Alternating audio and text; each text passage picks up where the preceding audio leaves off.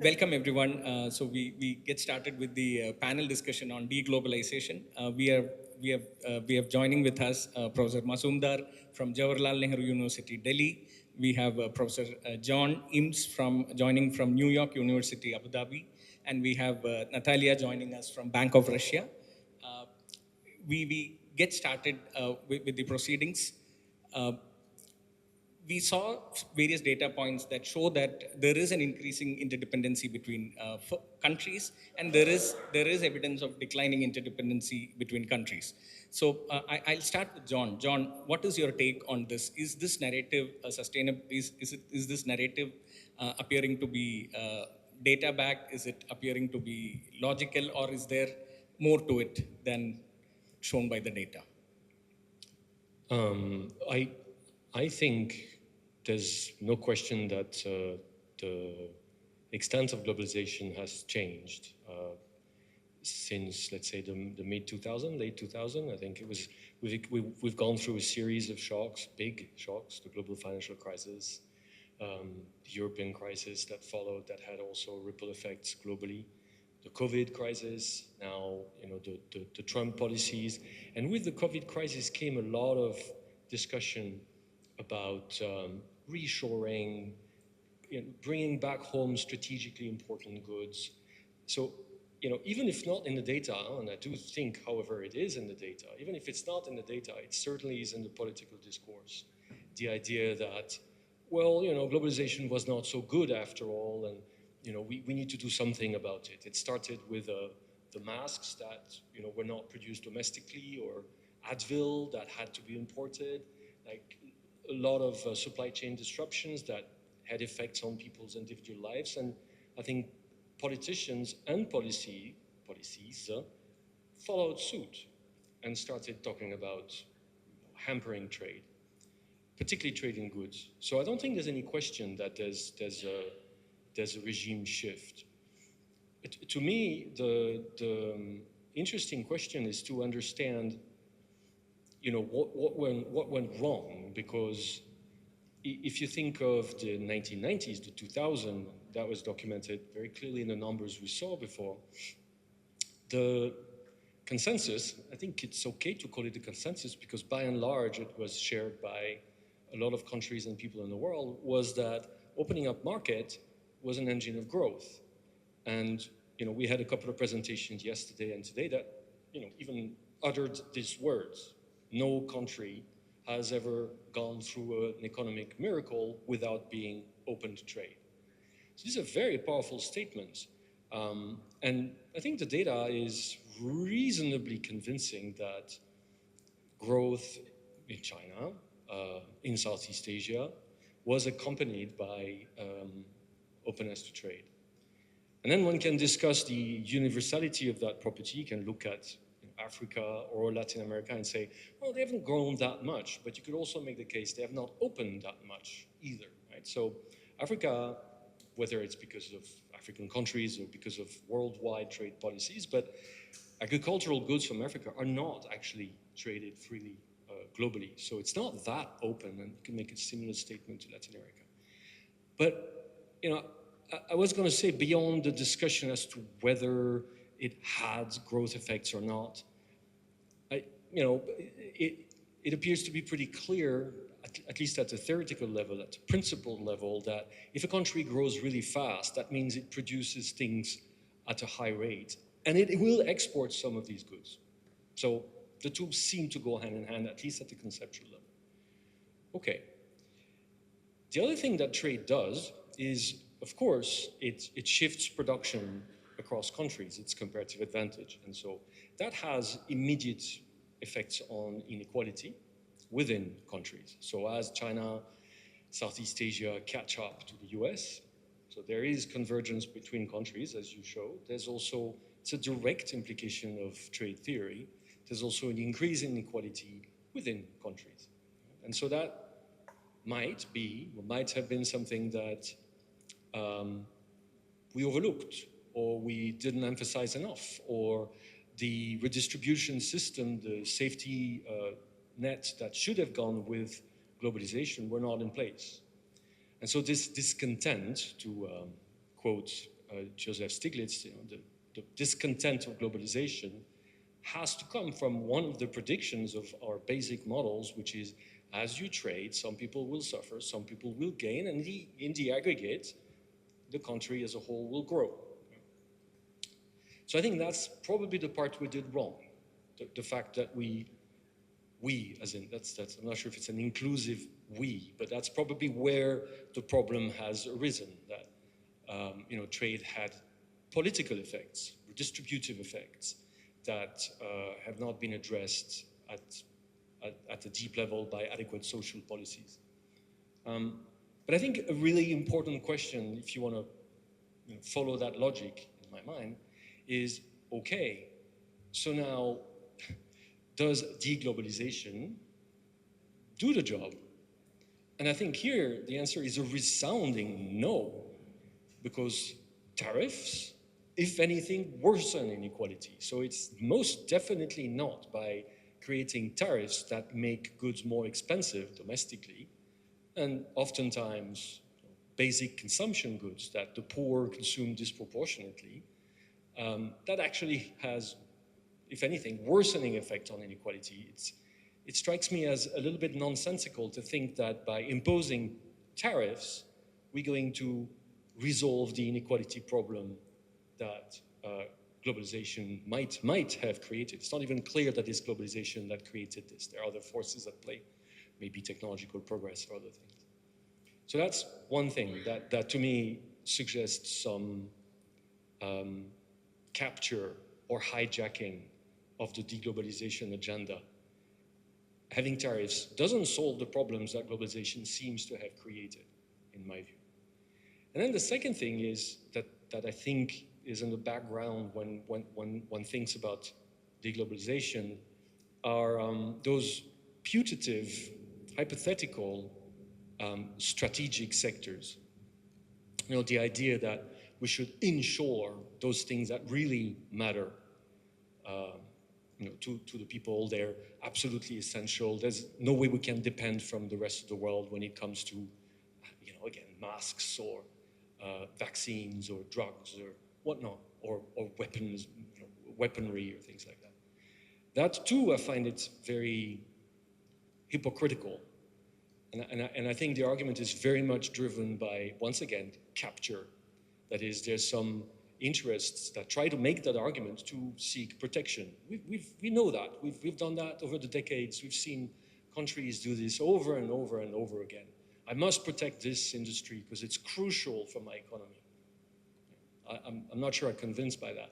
For one thing, if there's one thing that we've learned from disruptions in world trade, for example, trade sanctions, for example, revolving the Ukraine invasion, is that it is actually, in practice, it seems to be very easy for countries to substitute away from a certain supplier to another supplier, which a lot of countries had to do when they couldn't source energy from, or wouldn't source energy from Russia anymore. There are ways around this, left, right, and center, finding alternative suppliers, finding alternative goods. The world is not Leontiev. We don't have elasticity to substitutions that are zero. They're not zero. They're actually positive, and strictly positive. So, the notion that we need to produce all those things that have been done in China, say, at home, is essentially assuming a Leontiev world. And I find that, again, a little bit difficult to swallow. And so that's why I think this is an object of capture. Building on John's point about the social implications that is probably driving. So I have a survey data which says public support for globalization has dropped in many economies since early 2000s. In a November 2016 survey across 23 advanced and emerging markets, an average of 53% of respondents had little or no confidence in international institutions. 61% had little or no confidence in large firms, and a large majority was concerned about immigration. Nobody favoring immigration. So, in this context, Natalia, what is driving deglobalization in your view? Given that some of the erstwhile enablers of globalizations are still active, for example, technological innovation, which is lowering transaction cost, improvements in mobility and transportation, goods movement. So given this context, what is driving this behavior? Okay, thank you. Okay, so first of all, I would like to step a little bit back and to look a little bit closer on what is deglobalization as we can see it. Since we are using terminology of production networks, it's basically rerouting the economic activity that you have on the global level. So you somehow you are not able to use these or that routes, and some nodes even disappear. Well, they changes as the whole economy changes and the whole attitude towards trade changes. But still, there is no like retreat of the trade on the global level at the same pace everywhere. It's just the changes in who's trading with whom. And that's always the result of optimal decisions given the constraints that you have. When you're asking what is driving globalization or deglobalization, or what is driving this rerouting, I think there is a clear understanding and also the very interesting facts and the arguments that there is rising inequality, rising tensions about this inequality, and in this way, as both prominent speakers already mentioned, I think international trade and international cooperation is kind of a scapegoat. It's of the problems that different countries have within. So sometimes with increased international trade, those problems that domestic economies have, they just alleviate and become quite drastic. So instead of solving the problems within, it's easier from a political point of view, from a populistic point of view, to name international trade as the main problem. But also, having said that, I think that we also have to take into account that the idea of entering, as the whole global economy, entering the different kind of a state of a high increased uncertainty. And this uncertainty is increased in many different directions. Because basically, if deglobalization is rerouting given the constraints, so one type of constraint that we've already discussed is a political constraint that economists try to implement tariffs and sanctions and different types of constraints to trade. But also we have a parallel process, which is climate change, which also enables some constraints. Some routes becomes less stable. Some destinations becomes kind of the distance to them, the actual distance and time increases due to different weather events that might disrupt the shipments. So in this way, the new idea of resilience, or maybe it's an old idea but in new clothes, comes into play. So basically, which means that there is effort in different countries to build redundancy in the trade. So it's not to increase, which of course means that the costs of trade increases, the routes increases, and so on and so forth. So and this is what we see, and this is also building up those constraints that you can see and the optimal results that firms achieve as a whole global equilibrium. They rerouting, they changing their international relationships. But it's important to look behind this resilience, as of course, Professor Imbs already mentioned, sometimes we might be just driven by the terminology and by the argument, sometimes political or even argument that is originated in capture of economic power, that brings us to making sufficient, well, huge efforts in order to build something not very efficient. Because if we're speaking about resilience, we are sacrificing competition in some way, because that's not an optimal way to do things. So the question both to this panel, are we building resilience, or are we building something that decreases competition, increases costs, and finally would be not an optimal solution on the global scale? So basically, that's my takeaway from what was said before. Thank you. Right. So global trade posing a scenario of positive sum game, moving into trade restrictions and trade tariffs, which is creating a zero sum game. That is what is driving this in some sense, and how do we build back interest in the favor of positive sum game. So shifting gears a bit here. Now, Professor Mazumdar, in the data set that you showed earlier, there appears to be a very asymmetric impact between less developed countries and developed countries. In your presentation, the larger point being made was that the current economic growth was asymmetric, and that is probably what is underlying the de-globalization narrative that is forming.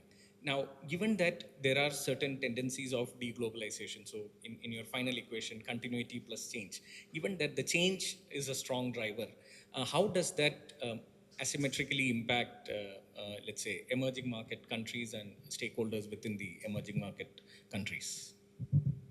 Okay, I preface what I have to say with the following, that if one tries to understand globalization as a process where individual countries are retreating into a kind of internal world of entirely autonomous processes of development, that's not what is happening. And it's very hard to move from where we are today into that kind of a world, given that kind of the linkages and networks that already exist. You can't just suddenly switch to a different. But at the same time, when the asymmetric things that you were talking about is, I think that when one looks at a process like globalization, I don't think it can be understood by purely an understanding of an open economy's trajectory, or by treating the world as one single closed economy. Because the processes of globalization do involve asymmetric effects which are mutually interrelated. So let's say the China story. Was it replicable? If everyone else in the world was trying to export to the rest of the world, would they have been able to kind of export? So the asymmetric effects of this are, in a sense, inherent, given that you start from conditions where the world is not really flat.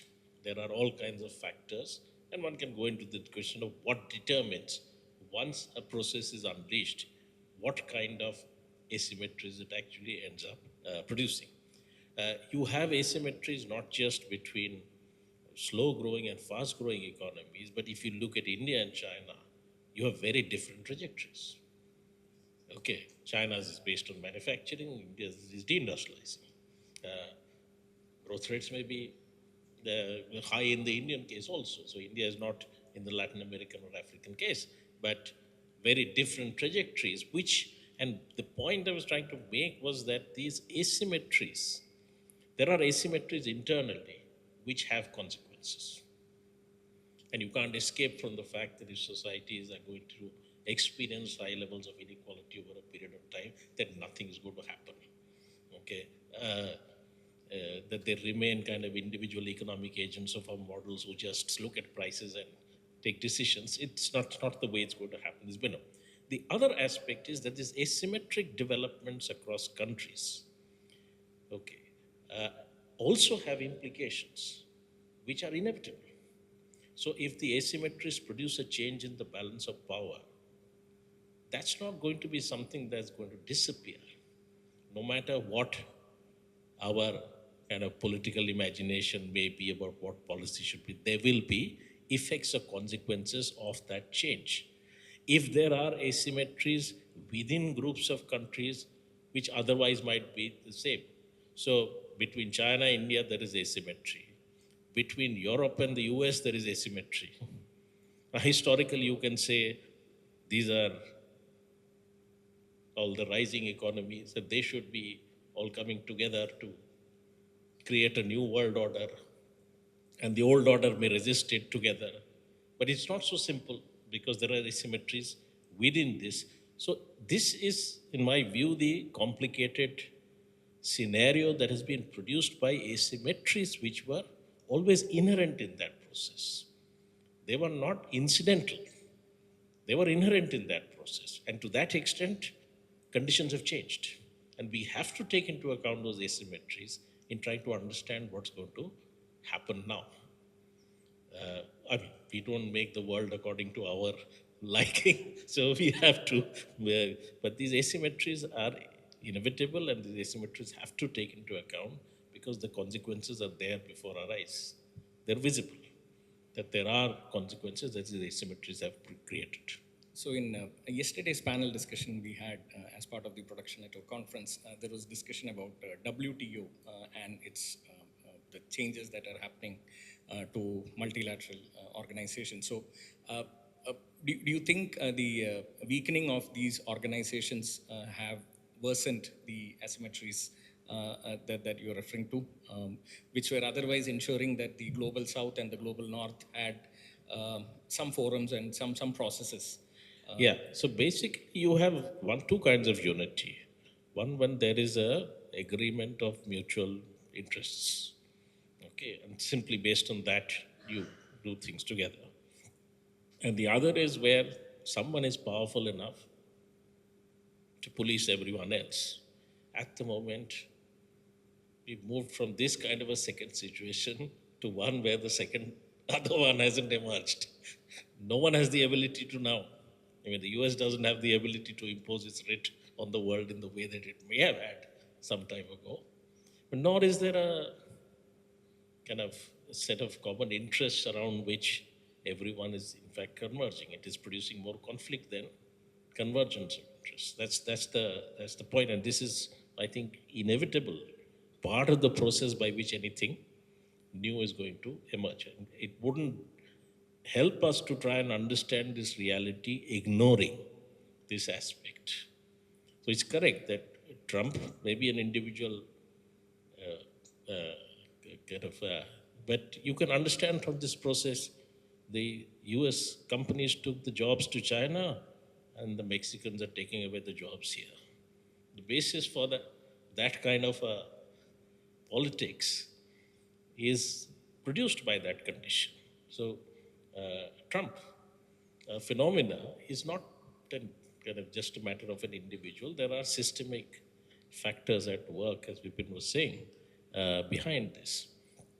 And in a sense, Trump and Biden may have different instruments of doing the same thing. John, extending this argument in the context of advanced markets, many of the advanced markets have concerns about populations reaching the replacement level, an aging population with high median ages. Adding that into this conversation, so how do you think de-globalization plays out for the advanced economies, especially given the European countries have had certain challenges in this context? Okay, so I can think of this at two levels. One is trade patterns and trade imbalances, and the other is migration. As far as trade, the imbalances, the asymmetries in trade between countries, I think it's useful to remember that a trade balance is, by definition, defined by the gap between saving and investment. Okay? So a country will have a trade surplus if it saves more than it invests. This is a definition. It's not something that we talk about. It's not an object of discussion. It's tautologic. It's national accounts. So we do have a lot of asymmetries between countries simply because we have enormous asymmetries in savings rate. Compare China with the US. That's indeed the probably most famous asymmetry in world trade. The US has a deficit, massive. China has a surplus, massive. I find it very difficult not to think about that asymmetry without thinking about the differences in savings rates between these two countries. Then we can start thinking about why these savings rates are different and whether policy matters for that. There's lots of explanation for this, potentially, wage repression in China that forces the savings rate up, or credit card access or financial exuberance in the US that pushes the savings rates down. Many things can actually explain that, but I don't think we can talk about trade, globalization, without thinking about particularly differences in savings rates between countries. And so, of course, demographics have a first-order effect on savings rate as well. In the case of China, one-child policy, families are quite small, house prices are still relatively high. There's no no universal social security system. So, of course, the savings rate is going to be high, and that has partly demographic reasons. US, differently. Yesterday, I don't remember who it was, but the median age in the US is, what was it, 35? It was relatively young, and at 35, on average, you don't save very much. You save when you reach middle age. And middle age is always 5 years older than you, essentially. That's what middle age is. You're never quite middle age. But so, of course, it's going to feed into this, right? So the savings rate in Germany is very, very high because the population is aging. And so, frankly, I think that is why Germany has a trade surplus, because there's not much consumption domestically, so everything that's produced in Germany has to be sold abroad, and the price adjusts so that that happens. Okay? So that's the first way in which demographics matter. I think it will matter in adjusting global imbalances, and one thing is, as the population of Germany, for example, or Japan, or other advanced economies in Europe actually retires, then things might actually flip, in the sense that the savings rate is going to go down. As you actually retire, you start consuming more. Okay? So that's one. And I don't see any problem with that, by the way, just to be clear. I don't see any problem with these asymmetries per se, unless we can identify policy-driven distortions that systematically push these savings rate up or down. And again, these might exist or might not exist in many, many countries, advanced or developing ones. But I think that's the question. What are the distortions? Not what are the asymmetries? As far as demographics and migrations, migration is another incarnation of globalization, people can move. It is extremely worrisome to witness the emergence of populist movements in Western Europe, for example, obviously also in the US, that actually have a massive reaction against any immigration. Germany is a case in point. Germany actually took in a lot of immigrants from Syria, back in the mid-2000s, 2010s. And that really created issues, social issues in Germany. And I find that very problematic because aging populations have potentially create all sorts of issues. One has to do with the savings rate. One has to do with, therefore, imbalances, current account imbalances, and therefore some borrowing. And it may actually put some of these countries on even more unsustainable trajectories in terms of having actual negative current accounts. The end of globalization, as far as population movements of people, is a very daunting prospect. because the asymmetries in population size and population skills, it's going to look increasingly like a disequilibrium, where we have an enormous growing population in Nigeria or in India or in South Asia in general, and not much job creation there and nowhere to go. I think that's a recipe for disaster, actually. Moving on to the final segment. So, from the deglobalization perspective now, looking at firms specifically, how do firms react to this trend? And how do they change their trading practices, their strategies? How do they react to this trend? Natalia, your views. Thank you. Thank you for this question. There are several issues in what we can attribute to the firm's behavior, and also to the market structures. And one which is quite, I think, have a good big amount of different research is the competition and the market power, and what would be with the overall competition in terms of increasing, for example, tariffs. And here I just quote multiple research, for example, with Meredith, Crowley, and her colleagues, that they showed that even the introduction of tariffs, given that those firms that are exporting, for example, in the US market, are the leaders or the champions of their domestic markets, would give two kind of different negative results.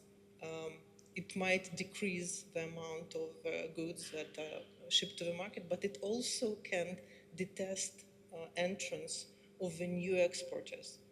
And when you have that, those firms that are still able to export, they can go into strategic pricing, and that would increase markups and decrease competition on the destination market, the one that introduced tariffs.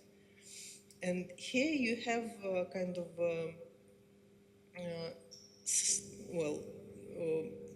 a recipe for a very prolonged price effects on the destination markets, which is basically not the thing that people had in mind when they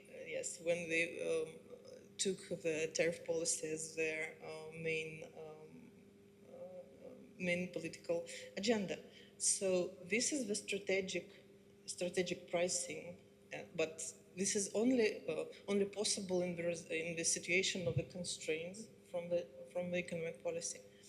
But then we have a different kind of a flip situation where you, like many, for example, Russian firms, find yourself in a situation where old trade routes are unavailable, and you have to reroute, you have to somehow find new means of transaction, new partners in a very different situation. And so what we have seen for these years in Russia, that this is a very active process. Nobody stops. Trade is still going on because that's an essence of the economic activity. And there is demand domestic and there is supply abroad. And the entrepreneurs are very ingenious in finding ways, in trying to do their best in supplying imports and shipping exports. So that just gives ideas that trade would not stop, even if there'll be sufficient amount of different constraints.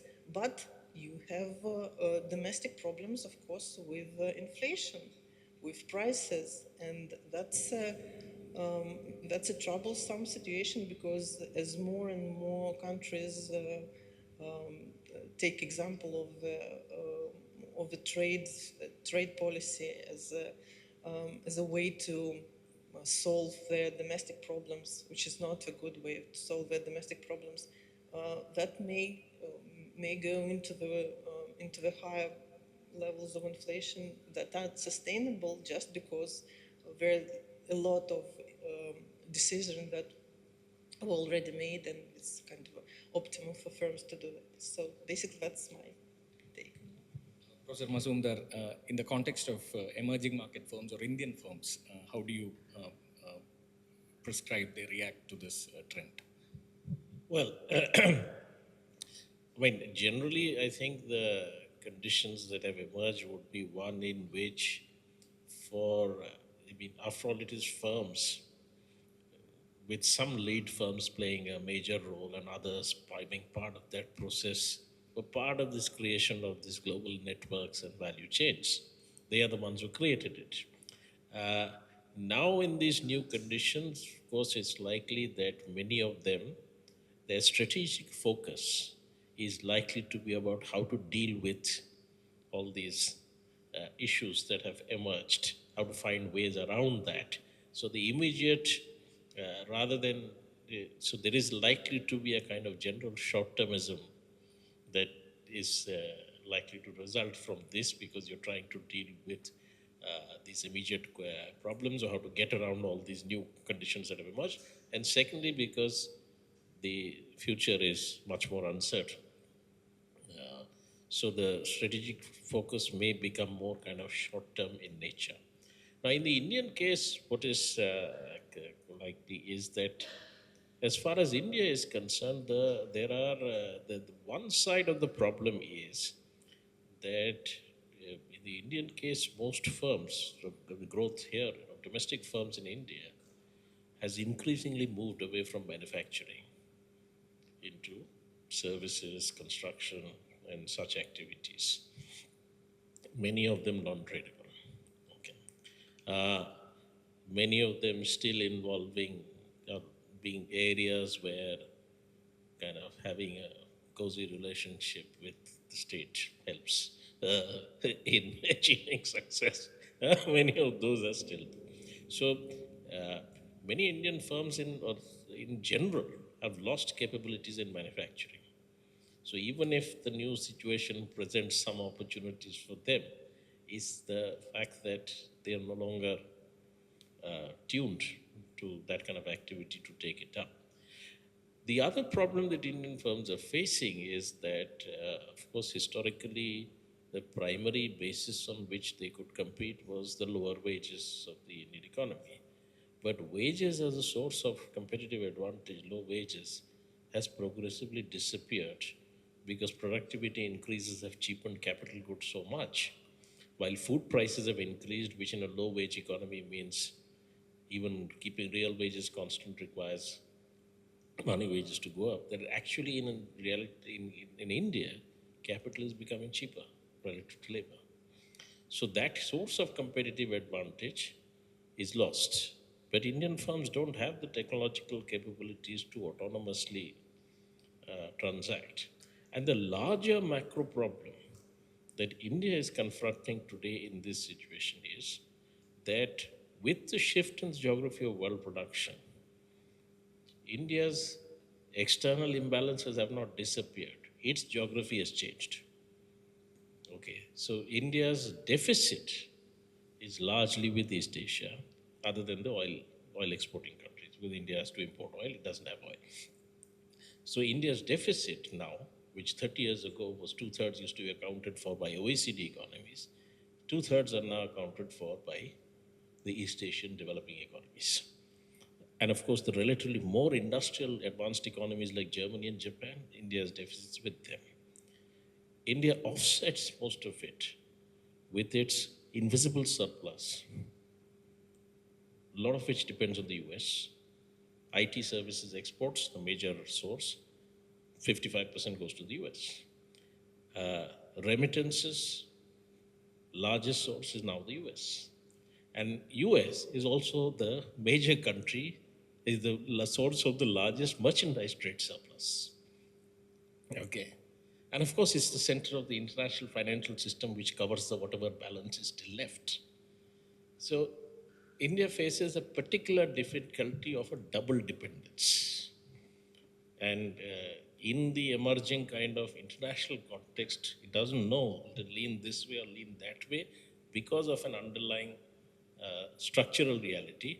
This is the context within which firms have to be thinking. But Indian firms, large majority of them still remain largely domestic economy focused.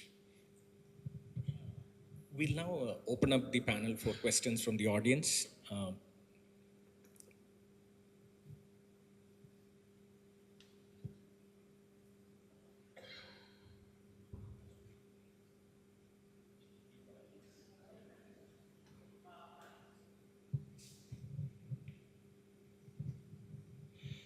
Apologies.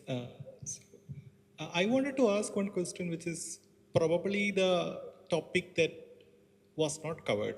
That is the social anxiety. That is, if you consider the largest de-globalization movement that happened, that was Brexit, which probably was founded on not on truths, not on reality, or not on logic, but there was a social anxiety that was developing in that community.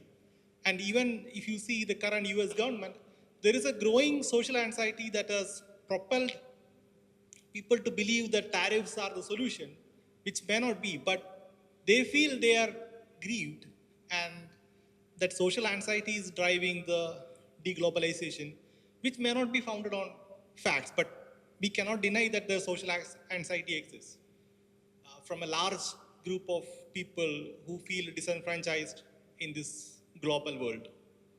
So how, I don't know, there is no way of addressing that, but I don't know how to comment on that. So I would like to hear from Do you want to address it to anybody specifically? Professor Mazumdar. I hope he's. Well, I was trying to say that this is inevitable if this is the kind of trajectory you will get, True. that there will be. Now you have to deal with it. I mean, while one can, of course, critique many of these political expressions of this, and there need not be one single expression of this anxiety. It can express itself in different ways, and one can even make choices between them. But they're there because of an underlying reality that globalization has produced. And this is produced across different contexts. Okay. Now, in a country like India, it might not express itself because people are not necessarily directly associating it with globalization or a sense of something having gone away from here. What didn't exist doesn't go away. It didn't exist in that same form. In a country like India, it is also not the case, unlike, say, in where, because there was no welfare state of that kind, that there has been a big attack on that. That has not happened here. In fact, to an extent, you can say that in a context like India, there's been some expansion. Because that's the way it's been dealt with, that when economic activities are not offering enough opportunities to people, you basically have various ways of some palliative measures which take care of that problem. But these are, I think, inevitable, and if globalization is to proceed in this way. Now, the question would be, if you have to address that, within the framework of this globalization, do you have the room for that? That's the practical question. Do you have the room for that within the context of your integration into a global economy? Because you can't set the rules of the game. So if you have to create the space for that, how is that going to be consistent with your participation in the global economy? What tweaking do you need to do to that? These are going to be the challenges. Okay. So if you are an economy like India, which is dependent on capital flows to even meet its deficit, okay, how can you have any policy without thinking about how that's going to respond? Okay, so if you are open in that sense to capital flows, volatile capital flows, do you have the room for maneuver? Do you have to do something to create that room for maneuver? What would be the consequences of that? That's the real challenge. And this will be true everywhere, but in different ways it will appear because of different contexts of countries. How do you address it? Okay, where is the room? If you are participating in the global economy in certain ways, where do you find the room? Let's say, for example, you want to raise taxes to fund some kind of a social security net. There are implications in a global economy, certainly, if you try and raise taxes. So, creating the room for that and yet being able to participate in this process, that's the real difficulty that every country will faces in one or the other fashion. It's not an easy question to answer. Because if every country finds a solution to that, you may no longer have the context which you're calling globalization. It might be a different context entirely after every country has made that shift. Thank you. John, you would like to? I'd like to say a couple of things about that. Yeah, I think what you're describing is a testimony to how dismal economists are at explaining things, because this is scapegoating at its best.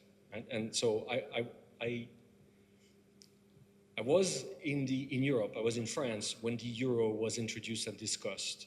The communication was the euro is going to solve all problems. Then I was in the UK when Brexit was voted. The expectation was Brexit is going to solve all problems. AI is going to solve all problems. All of these things have redistributive effects. And I'm actually deliberately not talking about globalization now because, you know, I think the discontent that you're talking about could equally come from the perspective of AI, of technological progress that destroys jobs, just like trade does. It destroys jobs, it relocates things, it has redistributive effect. I think managing expectations is an issue that policymakers / politicians / economists have great trouble doing. You just become overly enthusiastic about whatever that you want to implement, and you forget to flag the fact that this will take some redistribution, some adjustment. And in some sense, I think we're paying the price of that right now.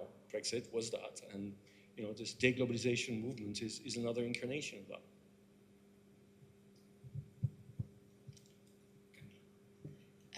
So I have a question concerning what Professor Imbs said at the beginning. So you said that, as we were discussing also right now, so we kind of forgot the within country inequality topic. But like, I feel like the globalization discourse has always gone hand in hand with the need of, at least what the politicians were saying was that in order to open up to globalization, at least in Europe, we had to liberalize, for example, the job market, when we needed to cut public spending. And I think that played a huge impact in the within country aspect of inequality, at least for what concerns Europe and probably the US as well. And so I was wondering, I mean, it's kind of speculation, but I was wondering whether it would have been possible to have globalization in the first place without sacrificing within country inequality. So do you think that, is it possible to have, at that time, to have had globalization and more equality within countries? That's a hard one. So on the first part, I think you're correct that exactly what you described, the fact that, you know, the single market, the European single market, was going to solve our problems, as I said before. But we had to pay some costs in the form of having some liberalizing programs, some tax reforms. That completely, in my view, muddles the point. It makes it harder to explain that trade per se is likely to have redistributive effect. On the second part of your question, can we hope to undo these redistributive effects that trade has? So two things. The first one is the first thing that makes that difficult is the fact that there are other things in the background that are also creating inequality. And the number one thing is technological progress. Robotics destroyed most of the manufacturing jobs in the US and in Europe. Robotics, not single market, not China, robotics. As a matter of fact, manufacturing in the US is still going down even though the US is closing up. It is because productivity increases in manufacturing that we lose manufacturing jobs. It's not because of trade, or at least the two compete. Okay, so that makes it difficult to isolate outside of our models, to isolate the role of trade. So that's the first thing I want to say about redistribution and trade. There's other things happening in the background that make that difficult to do.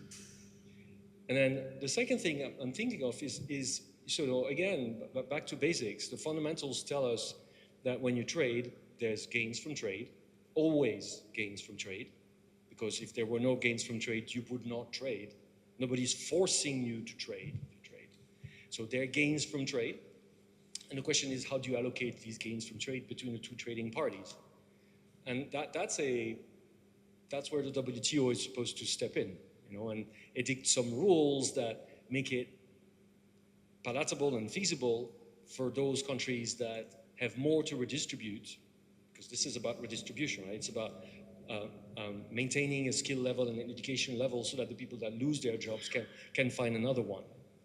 So I think the idea is that the allocation of these gains from trade should be done according to that type of criteria. How much should it cost to limit the extent of redistributive problems in the two trading partners?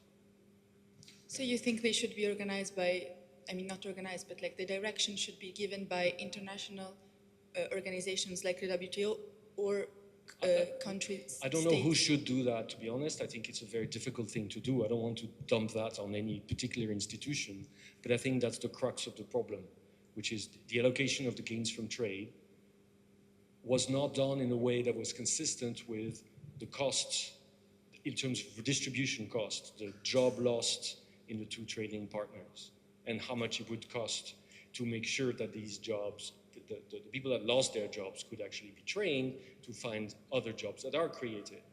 The US is creating hundreds of thousands of jobs, if not millions of jobs per year, and has been doing this for decades. So the notion that trade destroys jobs, net, is inaccurate. The problem is that the manufacturers, the car manufacturers that lost their jobs, in my view, because of robotics, but perhaps also to an extent because of China, perhaps, were not trained to actually be part of those jobs that were created. That's the central issue. And that's a very difficult thing to do, and therefore an even harder thing to communicate. And also, and maybe it's something that needs state intervention, right? It cannot be solved by market forces. 100%. And just one question. But like now, for example, in France, we have this huge debt issue that kind of paralyzes the state, so that no kind of action is possible.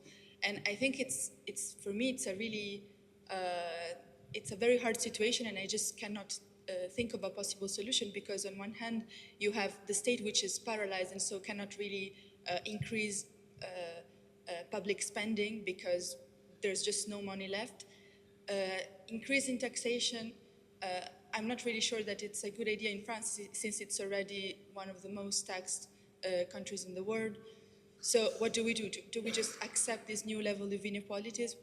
What is the policies? What are the policy alternatives available?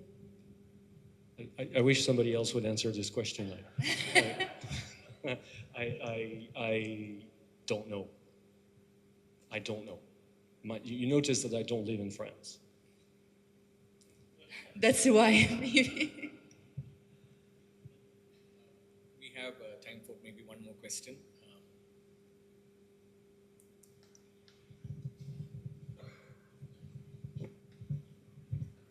Okay, I have a question to Professor Mazumdar.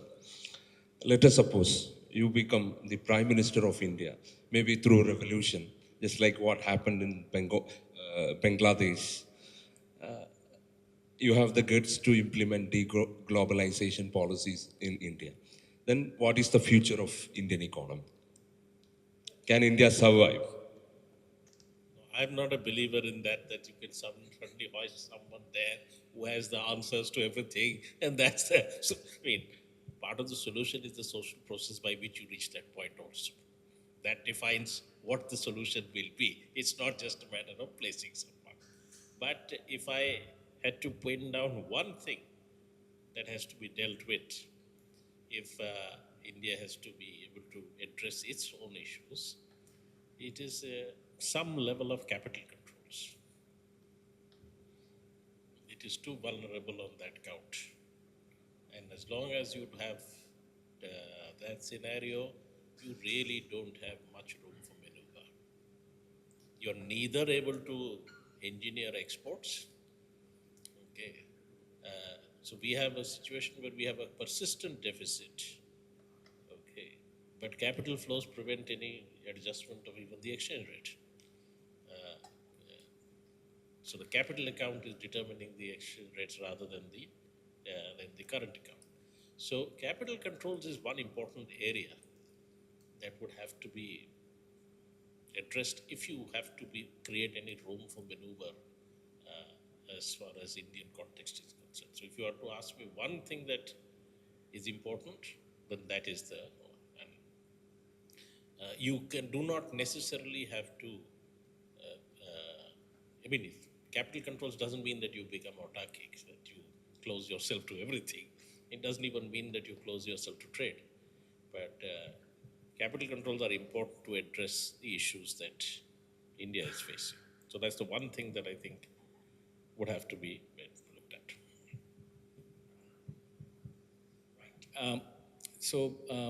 Clearly, a few things emerging. This seems to be, this is a multi-dimensional issue involving critical social dynamics and economic dynamics. This is likely to persist. This is likely to persist in one form or the other. And another key takeaway, which is that there are mistakes that economies have made in past in the globalization process, and there is a lot to learn from those mistakes, which can probably guide how the deglobalizing world can be navigated. So I thank the panelists for contributing to this discussion. I thank the audience for wonderful questions. Thank you, everyone. We close the panel discussion.